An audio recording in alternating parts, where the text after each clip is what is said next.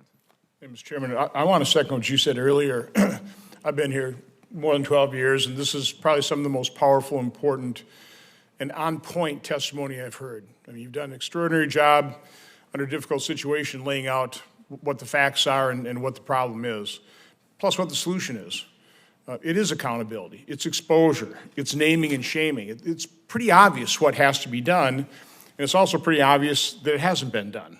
You know, you can only talk about improving culture so long before you actually start doing it, and the only way you do it, again, accountability, exposure, the truth, naming and shaming. Here's my disconnect. I'm a father, I have daughters, I have a sister. I can't even watch a rape scene in a movie, much less even begin to contemplate what it's like to be raped, okay? It's horrific. Murder's bad, but it ends, right? Rape just continues. It's a horrific crime against another person. So you've got men serving in these,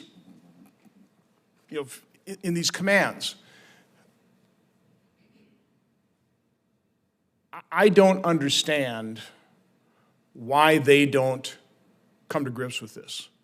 Why they aren't outraged. And listen, I'm sure there are instances where it's kind of, there are he said, she says. I understand the difficult nature of some of this stuff, but some of this is so clear cut. And you've got DNA evidence, that type of thing. Can somebody explain that to me? The other disconnect is, I think, almost to a person, you're saying you love the Coast Guard. So there's obviously good elements there. They're obviously, and I would hope the vast majority are good people that are serving there, that are patriots, that are defending our freedom and look out for each other. But why does this, can you get down to the core of why this has been allowed to go on? I'll start with you, Commander Yount.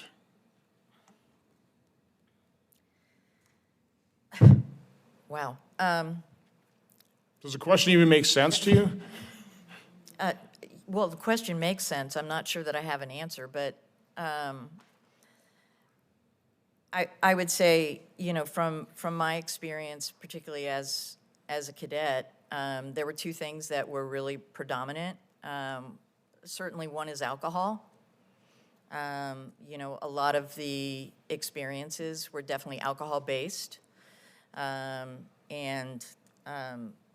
that's what might have led to the instance. I'm talking about why the cover-up. Right. The cover-up. Again, in our era, okay. Yeah. And you mentioned in your testimony that there was certainly an attitude back then that women don't belong here. Right. Oh yeah. And there was does that attitude still continue? Decades later. Well, you'd have to ask Kara that one. Senator, if I may, that attitude does not continue. My class is 40% female, and our top cadets in our class are female as well. And I would like to just touch on a little bit of what your question is asking. Men are outraged as well. Men and women are both victims of sexual assault in the Coast Guard. And I have many mentors who are men who are supporting me today and who were outraged when they heard about my story. So I don't think that there's anyone in the Coast Guard that isn't outraged about this. But talking a little bit more about our culture, we have this saying, it's called shipmate self. So first you gotta take care of the ship. Then you got to take care of your shipmates, and then you can finally take care of yourself. And so really what I saw and still see today is with your peers. When you come forward and talk about an assault that has occurred, especially in my case, he was a popular basketball player. His friends came to my room and they said, "You're going to ruin his life." He kind of ruined yours. Exactly. That was my argument. You're also a shipmate. I am. Mm-hmm. Ms. Merrow, in your testimony, it was striking. But when I need them to testify to what they had witnessed, they were silent. Yes, they were. You had other people you had helped, and then when you need them to come forward to testify, and my guess is that's common, and that's really sort of the heart of this, is why. Is literally, I'm not going to get a promotion. I mean, again, sure, shipmate, but you're a shipmate too. So that one doesn't quite explain it. There's something else going on here, like omerta. I mean, there's help me understand that. Why didn't your friends come forward and say, this is wrong? We need to end this. We need to expose this. Again, accountability, exposure, name and shame. These people got to be drummed out of the service so this doesn't happen anymore. Again, you make some very public examples of few people, and by and large, that's going to go a long way toward solving this problem, but they haven't done that. They haven't even begun to do that. Years, decades later, talking about changing the culture, but they're not doing the one thing that has to be done. But again, I'm filibustering, sorry. It's okay. You're making way too much sense, Senator. I have those very same questions. And to piggyback off of what Kira had just mentioned about her perpetrator's friends coming to her room to intimidate her, the same thing happened with me. And in this particular instance where I had accused the now lieutenant commander, who was a fourth class with me, when I was assaulted. I was groped in a room with 30 of my peers. And they watched and they laughed.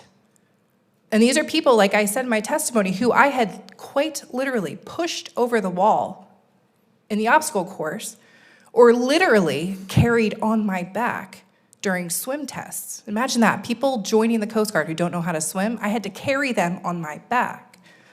And so when it came time for them to speak up about what they had seen, they were so fearful that they kept their mouth shut.